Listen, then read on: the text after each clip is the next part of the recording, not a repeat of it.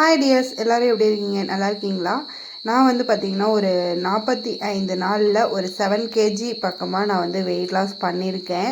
So என்னை வந்து video எடுக்க முடியல. ஸோ அதனால் என்னோடய லஞ்ச் பிளேட் அண்ட் வெயிட் நான் எவ்வளோ இருந்தேன் அப்படின்ட்டு நான் வந்து ஃபோட்டோ எடுத்து வச்சுருக்கேன். அதை வந்து நான் உங்களுக்கு ஷேர் பண்ணியிருக்கேன்.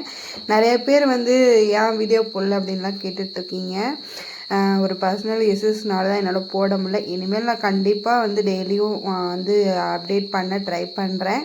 என்னோடய வெயிட் லாஸ் ஜேர்னி வந்து நான் வந்து இன்னுமே நான் வந்து கண்டினியூ பண்ணிட்டு தான் இருக்கேன். டெய்லி வந்து நான் என்னென்ன பண்ணுறேன் அப்படிங்கிறதையும் அப்டேட் பண்ணுறேன்.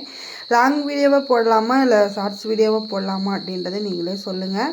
ஸோ அதனால் வந்து பார்த்திங்கன்னா நான் வந்து ரொம்ப வந்து இந்த தடவை கன்சிஸ்டன்சியாக வந்து நான் வந்து வெயிட் லாஸ் கொண்டு போகணும் அப்படின்ட்டு இந்த நியூ இயர்க்குள்ளே 2025 தான் அப்படியே போயிடுச்சு. 2026னாவது நான் வந்து ஒரு நல்ல ஹெல்த்தியான லைஃப் ஸ்டைலை வாழணும், எனக்கு பிடிச்ச ட்ரெஸ் எல்லாம் போடணும் அப்படின்ட்டு நான் வந்து ஒரு கான்ஃபிடென்ட்டோடு நான் அந்த வெயிட் லாஸ் ஜேர்னியை வந்து கொண்டு போயிட்டுருக்கேன்.